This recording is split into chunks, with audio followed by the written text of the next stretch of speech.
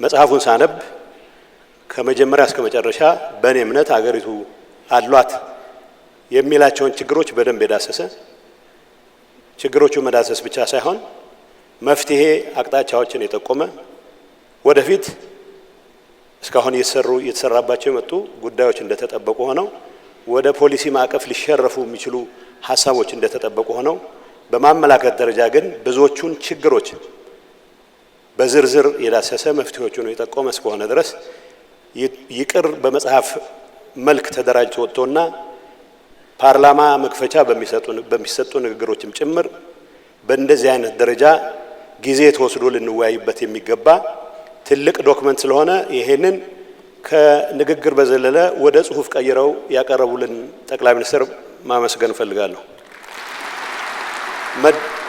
መደመር መጽሐፍ የመጀመሪያውን አንብቤያለሁ። የመጀመሪያውን ሳነበው አቃቂር ለማውጣት ያነበብኩት ስለሆነ አቃቂሩንም በወጉ ኮሚኒኬት ሳላረግ በተፈጠረው ችግር ምክንያት የሆነው ሆኗል። በአሁኑ ሰዓት ሰርከሱም ላይ ሲገለጽ እንደነበረው ፍጹምም እንዳቀረበችው ሁለት ያመለጡኝ መጽሐፍት አሉ። በሰርከሱም በፍጹምም ግን የተወሰኑ አይዲያዎች ማዳበር ችያለሁ። ቢያንስ በዚህ መድረክ እርግጠኛ ሆኜ መናገር ባልችልም ከአምስቱ ትውልዶች የትኛው እንዳልሆንኩ ብቻ በዚህ አጋጣሚ መናገር እችላለሁ። የትኛው እንደሆንኩ እርግጠኛ አይደለሁም። የተቸነከረው የሚባለው ውስጥ ግን እንዳልሆንኩ በጣም እርግጠኛ ነኝ። እዚህ መጽሐፍ ውስጥ ዋናው እኔ ትኩረት ላደርግበት የምፈልገው የሀገር ለውጥ በምናስብበት ሰዓት መሰረተ ልማት ዝርጋታ ኢንክሉዲንግ ተቋማት ግንባታ ቢሆኑ የሚወስዱት የራሳቸው ርዝመት አለ፣ የራሳቸው ጊዜ አለ። ዋናው ትኩረታችን መሆን ያለበት ያለፉት 100 ዓመታት 1000 ዓመታት ወቴቨር ቁጥር እንስተው ታሪካችንን ስንገመግም የሚገባንን ነገር ማግኘት ሳንችል ቀርተን አሁን ባለንበት ሁኔታ ውስጥ ያስገቡንን ነገሮች በትክክል መመርመርና ለነዚህ ብቃት ያለው መፍትሄ ለማስቀመጥ የሚያስችል የሐሳብ ሽርሽር ማድረግ መቻል ነው። ከዚህ አንፃር ዋናው ትኩረታችን አስተሳሰብ ላይ መሆን አለበት ብሎ ስለሚጀምር በላላይ መዋቅራችን ላይ የሚታዩ ችግሮችን መፈተሽ አለብን ብሎ ስለሚጀምር ፈለግንም አልፈለግንም በዝርዝር ጉዳዮች ተግባባንም አልተግባባንም ሀገራዊ ማዕቀፍ ሆኖ ሊያገለግል የሚችልበትን ዋነኛውን መሰረታዊ ቁም ነገር አሟልቷል የሚል እምነት አለኝ። የሀገራችን ችግር ያስተሳሰብ ችግር ነው። የማህበረሰብ ትብብር ላይ ተመስርተን የሀገር ቀጣይነት ለማረጋገጥ በሚደረግ ጥረት ውስጥ የላዕላይ መዋቅር ለውጥ ቅድሚያ እንስጠው የሚለው አይ ቲንክ ትልቅ መነሻ ነው የሚል እምነት አለኝ። በዚህ ጽሁፍ ውስጥ የራስን አቅም ስለመጠቀም፣ ሚዛን ስለመጠበቅ፣ ስላቃፊነት፣ መደፍጠጥን ስለማስወገድ፣ ጥቅል ፍረጃና ጽንፈኝነትን ስለማስወገድ የተነሱት ነጥቦች የሚጣል ነገር የላቸውም። በገበያና በመንግስት ሚና መሃል ያለውን ሚዛን ከመጠበቅ አንፃር የተነሱ ሐሳቦችም የዛን ያክል የሚያስኬዱ ናቸው። የምንከተለው አስተሳሰብ አዳፕቲቭም ለጊዜው ከእንግሊዝኛ አልወጣሁም መጨረሻ የምሰጠው አስተያየት አለ ፍሌክሲብልም እንዲሆን ከማድረግ አንፃር የተጠቆመው ትክክለኛ ነገር ይመስለኛል። አንድ ሐሳብ ከመጣ ይምጣ ሀገራዊ ማዕቀፍ እንዲሆን ከተፈለገ አንደኛ የሀገሪቱን ችግሮች በውል መረዳት መቻል አለበት። ሁለተኛ የህብረተሰቡ መስተጋብር የኮንፍሊክት ዳይናሚኩን በትክክል መገንዘብ መቻል አለበት። በውልና በግል መብቶች መካከል ያለውን ባላንስ በትክክል ማሳየት መቻል አለበት። የጋራ እሴቶችና የፔሪፌሪ ስሜት የወለዱ ጉዳዮችን በትክክል ነቅሶ ማውጣት መቻል አለበት። ሁሉንም የኢኮኖሚ ዘርፎች በትክክል ተረድቶ ወደ ፖሊሲ ማዕቀፍ አሳታፊ በሆነ መልኩ ለማውረድ የሚያስችል ዝግጁነት ማሳየት መቻል አለበት። በመንግስትና በግሉ ዘርፍ የተናጠልም የትብብርም ኃላፊነቱ ላይ በግልጽ ማስቀመጥ መቻል የኢትዮጵያን የሥራ ባህል የኢትዮጵያውያንን የሥራ ባህል ግምት ባስገባ መልኩ ይሄንን ለማሻሻል የሚያስችሉ ነገሮች መጠቆም መቻል አለበት። በዚህ እኔ ባስቀመጥኳቸው መዘርዝሮች ሲታይ መጽሐፉ እነዚህን ነገሮች እስካሟላ ድረስ ሀገራዊ ማዕቀፍ ሆኖ የማያገለግልበት ምክንያት የለም ብዬ መግለጽ ፈልጋለሁ። ቅድም እንደተባለው በመጽሐፉ ውስጥ በተደጋጋሚ ጸሐፊው እንደገለጹት የአንድ ሐሳብ የመጨረሻ አዋጭነት የሚረጋገጠው መሬት ላይ አይደንቲፋይ ያደረጋቸውን ችግሮች ለመፍታት የሚያስችል የፖሊሲ ማዕቀፍ፣ የህግ ማዕቀፍ ተግባራዊ ማድረግ ሲችል ነው። ህልሞቻችንና ሐሳቦቻችን የሚወስዱን ርቀት እንደተጠበቀ ሆኖ በተደጋጋሚ ኢቭን ሰክሰስ በታዩባቸው ኤሪያዎች ላይ ያሉ ቻሌንጆችን መጽሐፉ ሲገለጽ በግልጽ እንደሚቀመጠው ከባህላችን፣ ከተቋማቶቻችን ድክመት፣ ከታሪካችን የሚቀዱ በርካታ የሚያሰናክሉ ነገሮች አሉ። እነዚህ ላይ ትኩረት አድርገን እንድንሰራ ከሆነ ተቋማት ስንገነባ ተቋማት በመገንባት ሂደት ውስጥ ፖሊሲዎች፣ ህጎች፣ አሰራሮች ይህንን ህልም ለማሳካት በሚያስችል መልኩ መስተካከል የሚችሉበት ሁኔታ መፍጠር ስንችል ነው።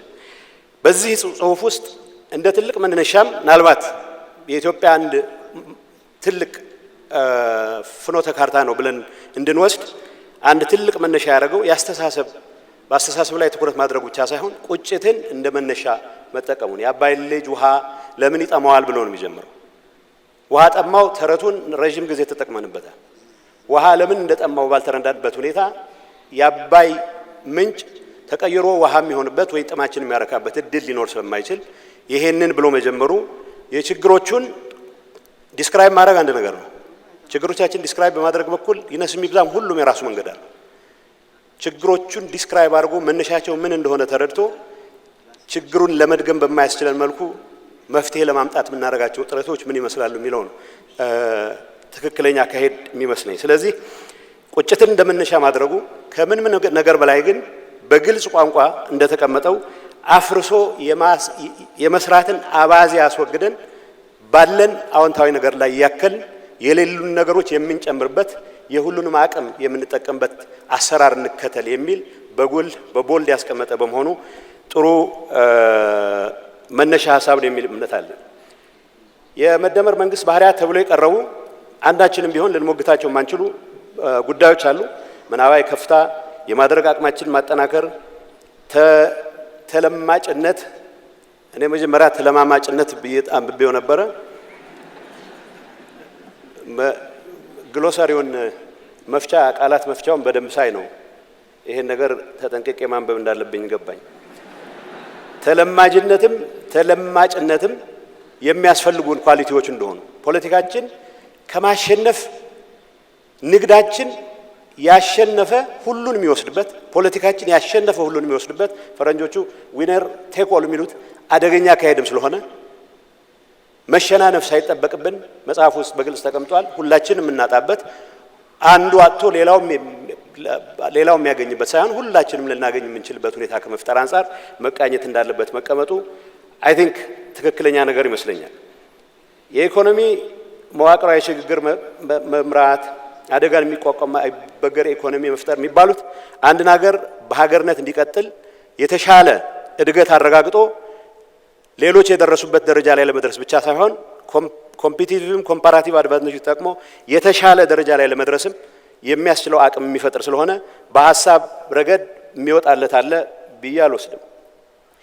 እዚህ አስተሳሰብ ላይ ትኩረት ማድረግ አለብን፣ አስተሳሰብ ትግል ላይ ትኩረት ማድረግ አለብን የሚለው ላይ የተወሰነ ሪፍሌክሽንን መግለጽ ስለምፈልግ አንደኛ የዜሮ ሳም ፖለቲካ የዜሮ ድምር ፖለቲካን አሽቀንጥረን መጣል አለብን። በመጽሐፉ መጨረሻ ላይ የተቀመጡት የችግራችን ምክንያቶች ተብለው አይደንቲፋይ ያደረጉት ችግሮች መረዳት ብቻ ሳይሆን እነሱን ለመፍታት የሚያስችል ዝግጁነት ተቋማዊ መዋቅራዊና ተቋማዊ ዝግጁነት መኖር መቻል አለበት። እዚህ ጉዳይ ውስጥ በመንግስት ስልጣን ለመክበር የሚያስብ አስተሳሰብ አሁንም ያልተሻገርናቸው መንግስት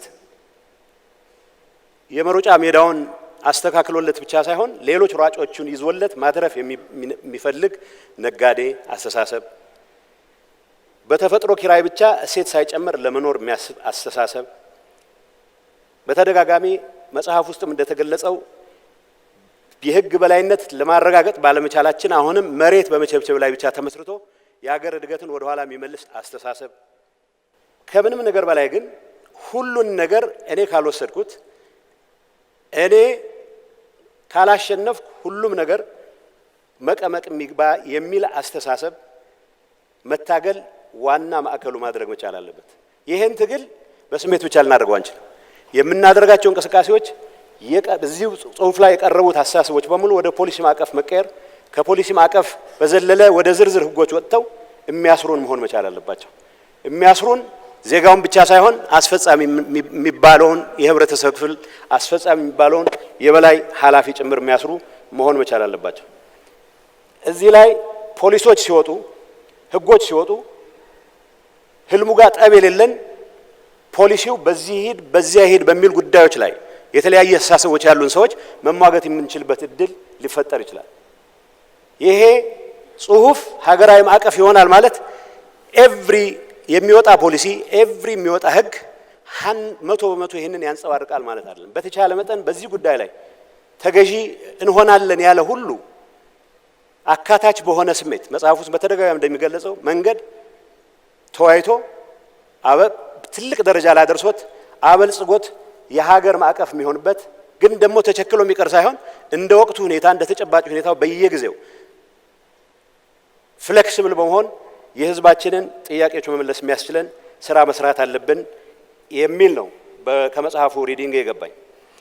እዚህ ውስጥ ዝርዝር አድርጌ ብዙ ላወራበት አልችልም። ደካማ የስራ ባህል እንዳለን ብዙ ጊዜ ደፍረን አንናገርበት። ጠንካራ ሰራተኛ ነው በብዙ መልኩ። እኔም ካሁን በፊት በእንደዚህ አይነት ጉዳዮች ላይ ኢንቮልቭ በማድረግበት ሰዓት የሌበር ፕሮዳክቲቪቲ ኢሹ ሲነሳ አንዳንድ ስታቲስቲክሶች ስናነብ እጅግ በጣም አላርሚንግ ነው። አስታውሳለሁ እኔ ቢያንስ ስራ አስፈጻሚ በነበርበት ዶክተር አብይም እኔም በነበርበት ሰዓት ቻይና የውጭ ዜጎች ሳይቀር በህዝባችን መካከል ያለውን የሌበር ፕሮዳክቲቪቲ ኤክስፕሎይት እያደረጉ እርስ በርሳችን እንድንጋጭ የሚያስችል አሰራር ጭምር የተከተሉበት ወቅት ነበር። ከዚህ አካባቢ የመጣ ሰው 150 ይከፈለው፣ ከዚህ አካባቢ የመጣ ሰው 70 ይከፈለው፣ ከዚህ አካባቢ የመጣ ሰው 60 ይከፈለው ለተመሳሳይ ስራ ሰዓት። ይሄንን ለማድረግ እነሱ ቀዳዳ ያገኙበት ምክንያት አጠቃላይ የስራ ባህላችንን ፈትሸን ያለብንን ችግር ለመፍታት የሚያስችል የረባ ስራ ሰርተን ስለማናቅ ነው። ቅድም በተባለ ልማታዊ መንግስት የሰራቸው ተአምር ነገሮች አሉ። ባይዘው አፍርሶ የመገንባት አባዜ ብሎ ጠቅላይ ሚኒስትሩ የሚያስቀምጠው ትክክለኛ ቁም ነገር ካለ እዚህ መጽሐፍ ውስጥ በግልጽ እንደተቀመጠው ከተሞች ስራ ላይ ሌሎች አካባቢዎች ላይ የተሰሩ አበረታች እንቅስቃሴዎች አሁን በደረስንበት ልክ በዛው መቀጠል አይችሉም። ምክንያቱም ተቋማቱ ያንን አድሬስ ማድረግ በሚያስችል ደረጃ ብቁ ስላልነበሩ ነው። የኢንቴንሽን ችግርም የነበረ አይመስለኝም። ስለዚህ በዋናነት ይሄን የስራ ባህል ይሄንን ደካማ የፖለቲካ አስተሳሰብ አድረስ ካላደረግን በስተቀር ይሄ ህልም ሆኖ ብቻ የሚቀርበት እድል ዝግ ስላልሆነ ይሄንን ማዕከል አድርጎ መወያየቱ ጥሩ ይመስለኛል። ይሄ መጽሐፍ ዛሬ ስሜት የምንቀሰቀስበት ለመጽሐፉ ሰው እንዲያውቅና እንዲያነብ ለማድረግ የምንችልበት እንጂ ዝርዝር ጉዳዩ ላይ የምንወያይበት ስለሆነ ሌሎች መድረኮች ላይ በኑዋንስስ ላይ ተመስርተን የምንወያይ መስሎ ይታየኛል። እንደ ማሳያ ብዬ ሁለት ነጥቦች ብቻ ነው ማንሳት የፈለኩት። ይሄ አጠቃላይ ማዕቀፍ ይሄው ከሆነ በከተሞች ልማት ዙሪያ በዚህ ጉዳይ ላይ ያው እንግዲህ እኔ አም ቤተር ፕሌስድ ከተሞች መሀል ያለውን ለውጥ በተወሰነ መልኩ ለማየት ትንሽ ራቅ ብዬም ስለነበረ የተሻለ እድል አለኝ ብዬ አስባለሁ። መጽሐፉ ላይ በግልጽ እንደተቀመጠው የከተሞች እድገት ከተሞቻችን ሰፊ ገጠሮች ነው የነበሩት። እጅግ በጣም ሰፊ ገጠሮች ነው የነበሩት። እስካሁንም ብዙዎቹ ከተሞች ሰፋፊ ገጠሮች ናቸው እንጂ እዚህ ጋር የሚባል የከተማ ኳሊቲ የላቸው። መሰረተ ልማት የጎደላቸው ከዲጂታል ትራንስፎርማቲቭ ከሆነ ቴክኖሎጂ ጋር ብዙም ትውውቅ የሌላቸው፣ የመልካም አስተዳደር ችግር በስፋት የሚታይባቸው፣ ከግጭትና ከምን ያልተላቀቁ ነበሩ። ከተሞች መዘመናቸው ከተሜነት መስፋፋቱ ግድ ነው፣ የሚቀር ነገር አይደለም። ተፈጥሯዊ ስለሆነ የማይቀርልን ከሆነ ተዘጋጅተን አቅደን አስበንበት መግባት አለበት የሚል ነው ጽሁፉ። ከዚህ አንጻር አዲስ አበባን እንደማሳያ ተደርጎ የሚቀርበው ነገር ትክክለኛ ነው ብቻ ሳይሆን በእኔ እምነት አዲስ አበባ ውስጥ የማያቸውን ለውጦች አለማክበር፣ እንዲበረታቱ አለማድረግ ለእኔ ድንቁርና ነው የሚል እምነት አለኝ። አዲስ አበባ ውስጥ የምናያቸው ለውጦች አዲስ አበባ ብቻ እንዳይቀሩ ነው መጣር ያለብን፣ መስራት ያለብን። አዲስ አበባ ውስጥ የምናየው ተስፋ የሁሉም ኢትዮጵያዊ ተስፋ መሆን መቻሉን ነው ማረጋገጥ ያለብን። አዲስ አበባ የሚሰሩ ስራዎች መቀለም እንደሚሰሩ፣ ባህር ዳርም እንደሚሰሩ፣ ሐዋሳም እንደሚሰሩ፣ ድሬዳዋም እንደሚሰሩ፣ ጅግጅጋም እንደሚሰሩ ማረጋገጥ፣ ከዛ በታች ወርደው አንጭ ቆረረም ድረስ እንደሚሄዱ ማረጋገጥ ነው ስራችን መሆን መቻል አለበት።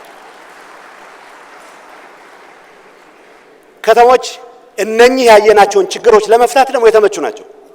መሰረተ ልማት ለማስፋፋት ከተማ የተመቸ ነው። የመልካም አስተዳደር ለማረጋገጥ ከተማ የተመቸ ነው። በነገራችን ላይ ግጭትም ለማስወገድ ከተማ የተመቸ ነው። ህግና ስርዓትን ለማክበር ከተማ የተመቸ ነው። ዲሞክራሲን ለማጠናከር ከተማ የተመቸ ነው። ሊትሬቸሩ መቼስ የግራ ሊትሬቸር ሁሉም መቅረት አለበት አይባልም። አቶማይዝድ በሆነ መልኩ የሰፈረ ገበሬ ጸረ ዲሞክራሲን ያበረታታል።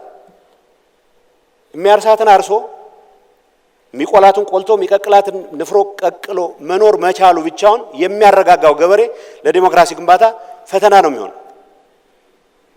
መሰረተ ልማት ተሟልተለት ግዴታውንም እየተወጣ ጥያቄ የሚጠይቅ ዜጋ ለመፍጠር የሚያስችለው ሁኔታ የምትፈጥረው ከተሞች ሲስፋፉ ነው።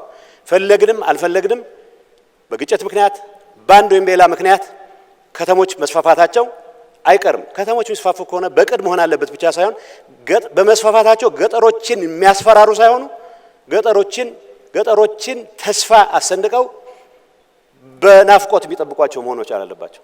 ይህንን ለማድረግ የሚያስችል አቅደን መንቀሳቀስ አለብን ተብሎ በተደጋጋሚ የተጻፈው ነገር ትክክል ነው የሚል እምነት አለኝ። እንደተባለው ሽፍትነት በከተማ አያምርም።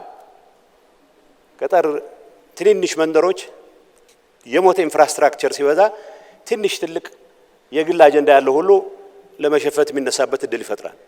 ፖለቲካ አጀንዳ ኖሮት በሰላም ለመፍታት የሚፈልግ ኃይል በሩ ክፍት መሆን መቻል አለበት።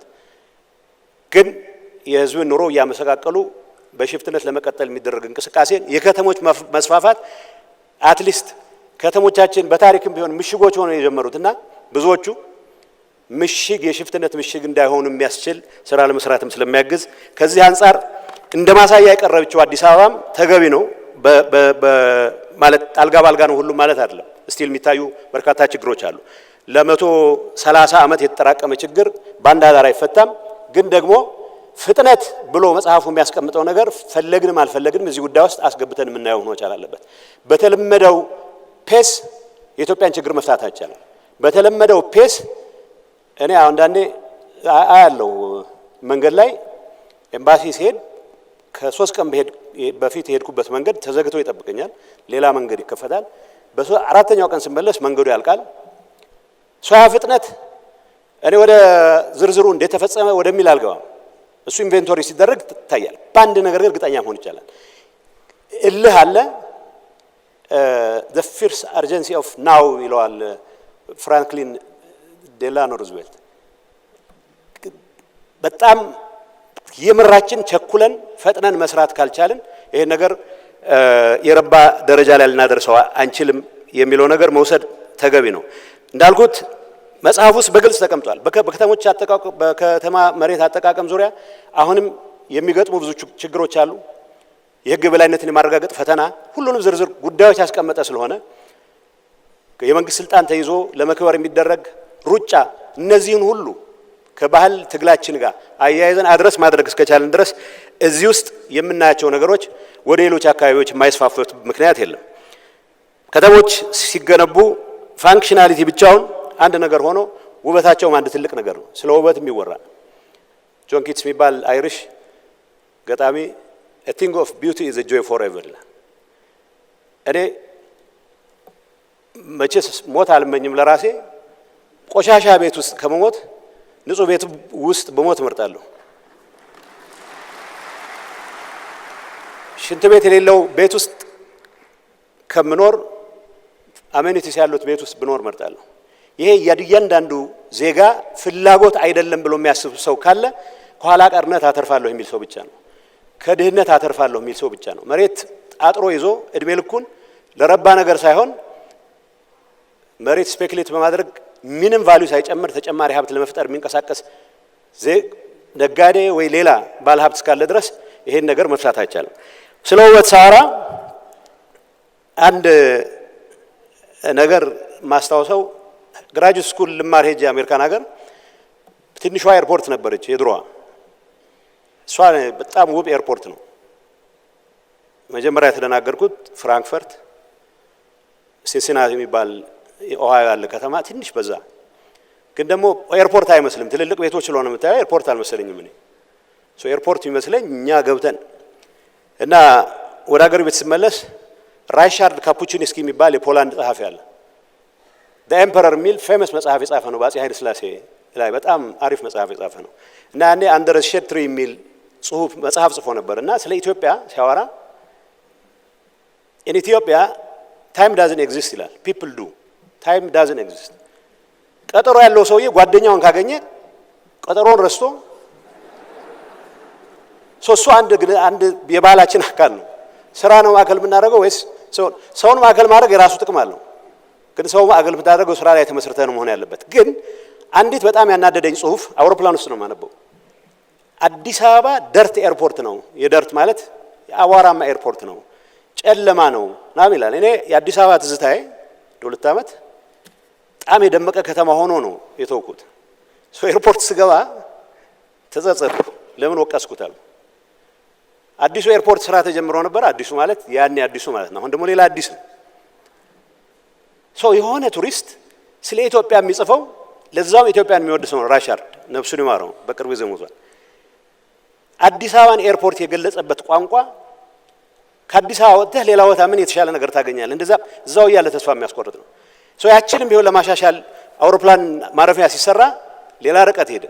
ለኔ ግን በራሴ ኤክስፒሪየንስ የታጠረ ቪዥን ስለነበረኝ አሜሪካም ሆኜ የአዲስ አበባ ኤርፖርት ድምቅ ያለ ነበር የሚመስለኝ። ከመጣው በኋላ አዲስ አበባ አሁን አንዳንዴ ውጭ ስወጣ አዲስ አበባ የሆነ የሄድኩባቸውን አካባቢዎች መምሰል የጀመረችበት ሁኔታ አለ። በሳይክል የሚንቀሳቀሱ ሰዎች፣ እርግጥ አንዳንዶቻችን ፍሬሽማን ሆነን ድራፍት የጀመርንባቸው ቤቶች ስለፈረሱ ቅሬታ ሊሰማን ይችላል። እንደ አጋጣሚ ሆኖ አንዱ ድራፍት ቤት አብሮት ላይብረሪ ሆኖ ስላየሁት ግን ያው ምንም ማድረግ አልችልም። ከጠቅላይ ሚኒስትሩ ጋር ያው ይቅርታ አድርጉልኝ አንተና እርሶ ብቀላቅል አንዳንድ ቦታዎች ለማየት እድሉ ገጥሞኛል። ያው እኔም እንደ ሀገሬ ቤተ መንግስት እየሰሩ ነው የሚል ወሬ ብዙ አላወራሁትም፣ ግን ተቀብየው ነበር። ቤተ መንግስት እየሰሩ ነው ምን ያለ ሌላ ነገር ላይ ትኩረት ቢያደርግል ነበር። እኔ ከዛ የሄድኩበት ቦታ ቤተ መንግስት አላየሁም። ትልቅ ከተማ ነው እየተሰራ ያለው። ሌሎቹ እስኪጸዱ ሳንጠብቅ እዚህ ውስጥ ሌሎች እስኪጸዱ ሌላ ሁሉ አሁን የጀመርነው እንደተባለው አፍርሶ እንገንባ ማለት ሳይሆን በሚሻሻለው ይሻሻል። ሪፕሪዘርቭ የሚደረገው ፕሪዘርቭ ይደረግ። የህዝቡን መብት ባስከበረ መልኩ፣ የህዝቡን ተጠቃሚነት ባረጋገጠ መልኩ ኮንዶሚኒየሞቻችን ፌስሊፍት አድርገውም ጭምር የተሻሻሉ የመጡበት ሁኔታ አለ። አገልግሎቱ ጨምሩ። ይሄ ያየሁትን አዲስ ከተማ ሊፕፍሮግ ማድረግ የሚያስችልህ ቴክኖሎጂ እስክትለማመድ ሳይሆን ፈጥረህም አምጥተህም ተግባራዊ ልታደርግበት የምትችል ከሌሎቹ ትልልቅ አገሮች ከደረሱበት ደረጃ እኩል መጀመር የሚያስችልህ ስራ እየተሰራ ነው የሚል እምነት አለኝ በገባኝ ልክ። ይሄንን ማድረግ መቻል ማቀድ ይጠይቃል፣ መፍጠን ይጠይቃል። መጽሐፉም ስለ ፍጥነት የሚያወራው ይሄን አስቦ ይመስለኛል።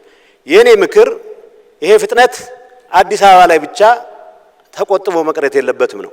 የዚህ ህልም ተጋሪ የሆኑ ሰዎች ባላበዛን ቁጥር የተወሰኑ ሰዎች ብቻ ባላቸው ህልም ላይ ተመስርቶ የሚመጣ ለውጥ እንዳልሆነ ታውቆ ይሄን ህልም መጋራት አንድ ነገር ሆኖ በተቻለ መጠን ግን ወደ ታች ሲወርድ አሳታፊ በሆነ መልኩ የህዝብን ጥቅም ባረጋገጠ መልኩ ሁሉንም ሊያካትት እንደሚችል መስራት አለብን የሚል ነገር ለማንሳት ነው። የአዲስ አበባ ከተማ ማያቸው አንዳንድ ህንጻዎች አዲስ የተሰሩ ህንጻዎች ወርክማንሺፕ ላይ የተለየ ኳሊቲ መፈጠር እንደጀመረ የሚያሳዩ ናቸው። የመጀመሪያ ያየሁት ሳይንስ ሚውዚየም ነው። አዲስ አበባ ውስጥ በሚሰሩ ህንጻዎች እንደዚህ አይነት ጥራት ያለው ነገር አያለሁ ብዬ አስቤ አላቅም።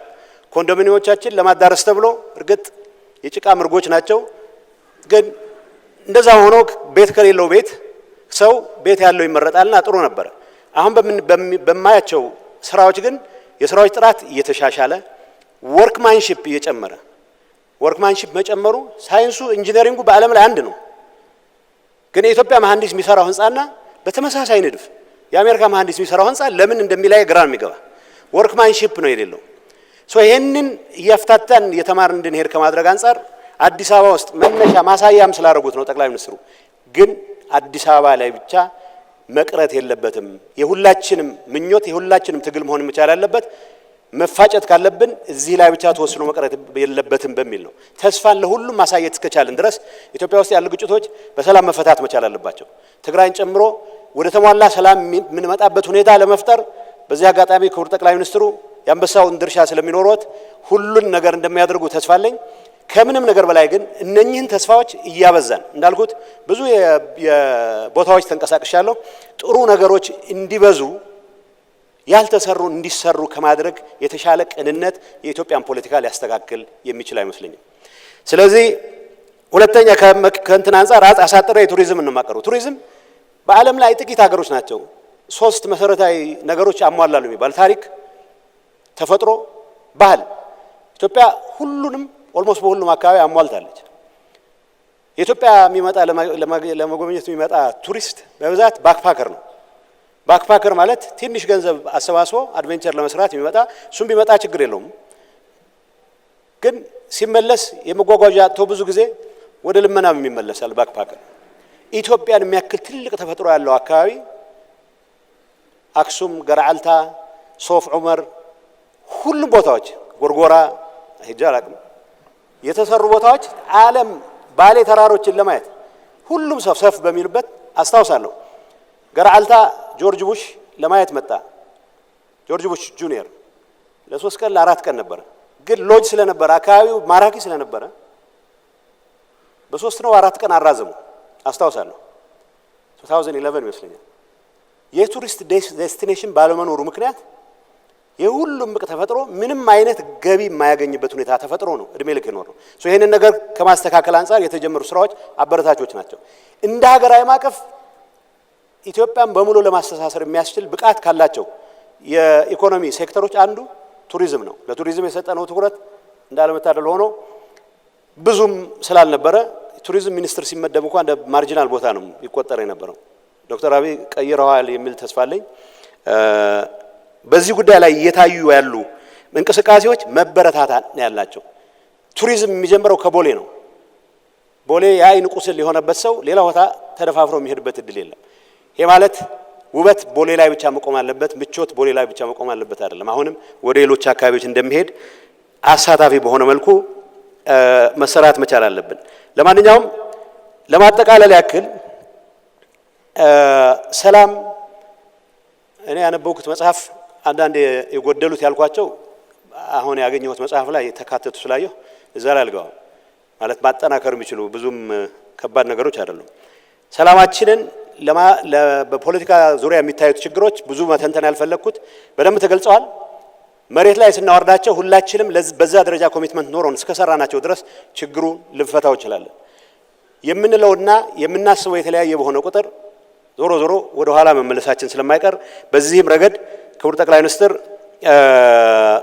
ሲሪየስ አሳይመንት መሆኑ ተወስዶ ሌሎች መድረኮችም ላይ ወደ ፖሊሲም ወደ አሰራርም በሚቀየርበት ሰዓት ሁሉንም ያሳተፈ የሚሆንበትን ነገር ከመስራት አንፃር ብዙ መሰራት አለበት የሚል እምነት አለኝ። መጨረሻ ግን የዚህ መጽሐፍ ትልቁ ትርጉሙ አንደኛ መጽሐፉ ነው። ብዙ ጊዜ ማውራት ነው የለመድነውና እንኳን ተጻፈ። ቅድም እንዳልኳችሁ የመጀመሪያ መደመርን አሁን መልሼ ማየት ይኖርብኛል። ጠቅላይ ሚኒስትር ነግረው ነበር። አንብቤ አስመሬ እኔ ወጣሁት ወደ በረሃ።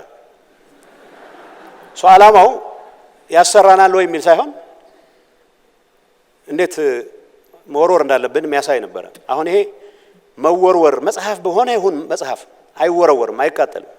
እንኳን ችግሮች ማፕ አድርጎ መፍትሄዎች የጠቆመ መጽሐፍ የመጀመሪያው የዚህ ነገር መጽሐፉ ነው። አቃቂር የማውጣት አባዜ ላለውም ሰው ተጠቅልሎ መጥቶለታል፣ በርከት ያለ አቃቂር ለማውጣት።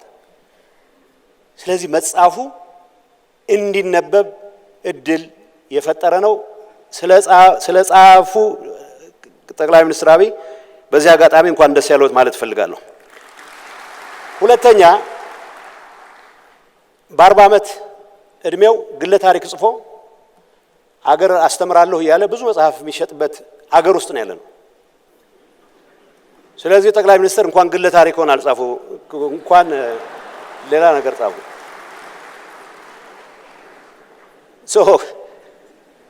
አንዳንዴ በ20 ዓመት ልምዳቸውን የሚያጋሩ ሰዎች አሉ። ልምዳ የለውም ማለት አይደለም። የ20 ዓመት ሰው ሳይክል አወዳደቅ ልምድም ልታስተምር ትችላለህ። ግን ይሄ አንብቡኝ ብሎ የቀረበ መጽሐፍ ነው። እንዳልኩት ግለ ታሪክም አይደለም። በዛ ላይ ግን ሀገር እየመራ ያለ ሰው ካለው ጊዜ ወስዶ የጻፈው ነው። ፍኖተ ካርታ ነው። ዴስቲኔሽናችን እዚህ እንዲሆን ፈልጋለሁ የሚልበት ነው። ዴስቲኔሽኑ ላይ ይነስም ይዛም ልዩነት ሊኖረን አይችልም። አካሄድ ስህተት ነው የማለት ድፍረት ካለኝ መጽሐፉን አንብቤ መወገት አለብኝ። አካሄዱ ስህተት ነው የሚል ሰው ካለ መጽሐፉን አንብቤ መወገት መቻል አለበት። መጽሐፍ ስለተጻፈ ብቻ ከሩቁ የማለቱ አባዜ ከሩቁ ሂድልን የማለቱ አባዜ በመጽሐፉ ውስጥ የተገለጠው የፖለቲካ ባህላችን ኋላ ቀርነት የፈጠረው ችግር መሆኑንም ማውቀን ይህንን ለማስተካከል የሚያስችል እንደ አንድ ግብአት መጠቀም መቻላል። ሁላችንም እንጻፍ። መጽሐፉን መሰረት አድርገን ክሪቲክ እንጻፍ አስፈላጊ ከሆነ። መጽሐፉ መነበብ አለበት የሚል እምነት አለኝ። አንዳንዴ ደግሞ እንግሊዝኛ በጣም ለሚቀድመን ሰዎች ብዙ የእንግሊዝኛ ኮንሰፕቶችን ወደ ጥሩ አማርኛው የመለሰ ስለሆነ አማርኛችን ፖሊሽ ለማድረግም ስለሚያግዘን ሁሉም ይሄን የሚሰማ መጽሐፉን ቢያነበው ብዬ ጥሪ ማድረግ ፈልጋለሁ።